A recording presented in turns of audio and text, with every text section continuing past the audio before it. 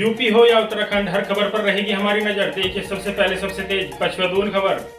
Crime या फिर हो क्षेत्र की कोई भी समस्या, हर खबरों से आपको कराएंगे रूबरू।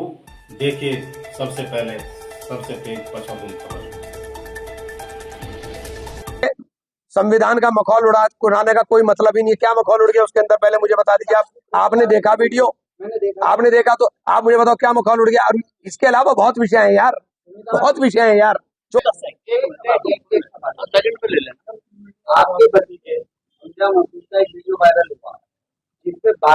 यार इसके अलावा बहुत कुछ है यार। मैं आरोप प्रत्यारोप की राजनीति नहीं करता ना। ही नहीं, आपको कोई सवाल, आपको कोई विकास से, एक मिनट, आपको विकास, एक मिनट यार भाई, आपको विकास से संबंधित मुझसे सवाल पूछना हो, आप मुझसे विकास के संबंधित कोई सवाल पूछना हो मुझसे पूछिए। नहीं नहीं, आप मुझसे सवाल उससे पूछिए। संविधान का मखौल उड़ाने का कोई मतलब ही नहीं है। क्या मखौल उड़ गया उसके अंदर, पहले मुझे बता दीजिए। आपने देखा वीडियो? आपने देखा तो आप मुझे बताओ क्या मखौल उड़ गया। और इसके अलावा बहुत विषय है यार, बहुत विषय है यार। छोड़ो इसे, नहीं कोई मखौल नहीं। संविधान हमारे लिए ग्रंथ है और अपने संविधान का सबसे ज्यादा सम्मान करते हैं। हाँ जी जी। और क्या वजह है राहुल जी किस मुद्दे पर नहीं बोले? आपने राहुल गांधी का भाषण सुना क्या पूरा? माइक बंद हो रहा था, बार बार माइक बंद हो रहा था, तो आपने पूरा कैसे सुना? पूरा मैंने सुना। अखिलेश जी ने भी बोला, अखिलेश जी ने भी बोला। अखिलेश जी ने तो पूरी चौपाइयां पढ़ के सुना करके बोला कि तुम नफरत क्यों बोल रहे हो, मोहब्बत की बात करो और डराओ मत। राहुल गांधी तो बार बार कह रहे थे डराओ मत, और किस तरह बोलेंगे साहब? हमारे यहाँ बस अड्डे की समस्या है, बस अड्डे की समस्या बहुत पुरानी है हमारी। जी जी। तो आप जनप्रतिनिधि होने से क्या प्रयास करेंगे? देखिए बस अड्डा स्टेट सब्जेक्ट है। मैं कोशिश करूंगा निश्चित रूप से कि वो बस अड्डा बने। और बस अड्डा यहाँ, चूंकि यहाँ की आबादी जो जोग्राफिकल वो है, वो आबादी इस तरह की है कि एक कोने पर एक बस अड्डे से काम मुझे लगता है चलेगा नहीं, 2 ही बस अड्डे बनाने पड़ेंगे। ISBT स्तर का देखिए इसे उठा लेंगे इंशाल्लाह, जो भी होगा करेंगे तो ही। देखिए हाथरस की घटना बहुत दुर्भाग्यपूर्ण है। मैं मौके पे सबसे पहले पहुंचने वाले लोगों में था।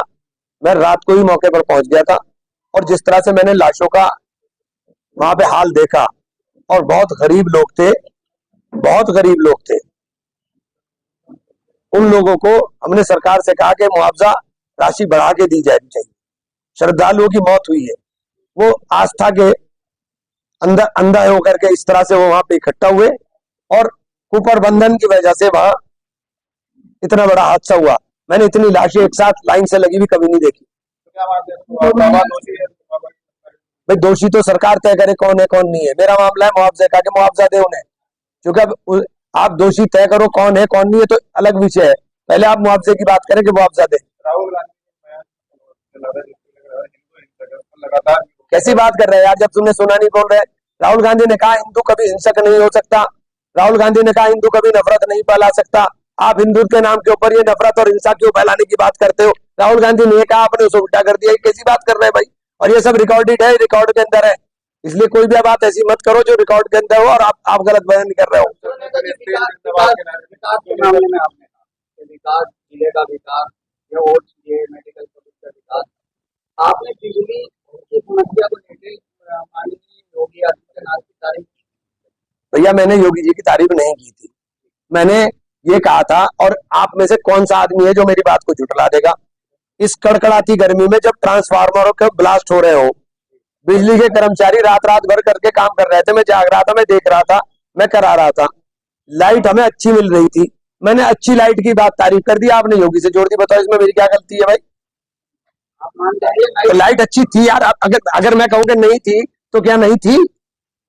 एक मिनट, अगर मैं कहूँ कि नहीं थी तो क्या नहीं थी? बताओ, लाइट 14 घंटे 16 घंटे 18 घंटे मिल रही थी कि नहीं मिल रही थी? सरकारों के अच्छा मानते हैं। अरे भैया थी, कैसे नहीं थी? आप कैसी बात कर रहे हो यार? एक विपक्ष में होने का मतलब केवल आलोचना हो गया कि हम आलोचना ही करते रहेंगे?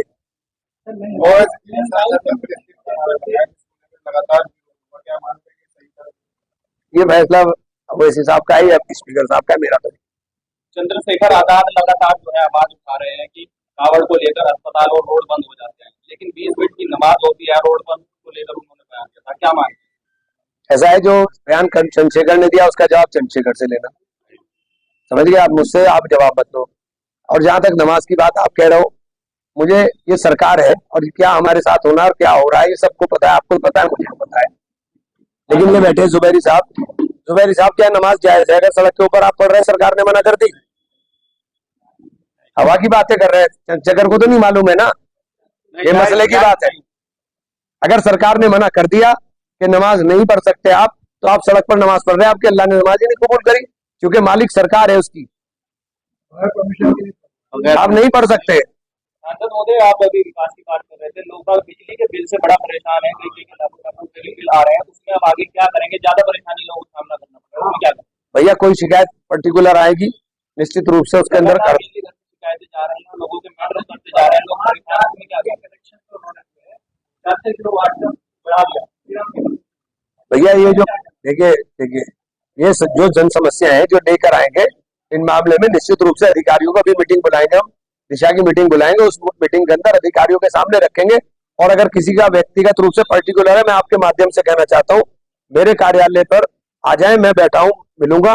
मैंने तय करा कि मैं हर सूरत में कुछ भी होगा, सैटरडे संडे में तो सहारनपुर ही रहूंगा, चाहे कहीं भी होऊंगा, लेकिन सैटरडे संडे में सहारनपुर ही रहूंगा। मानसून आ रहा है और बाढ़ की स्थिति पहले भी सहारनपुर में देखने को मिली थी, चार्ज को लेकर देखो ये बहुत ऐसा मुद्दा है कि मैं इसके ऊपर गहन मंथन कर रहा हूँ, कुछ विशेषज्ञों से राय भी ले रहा हूँ।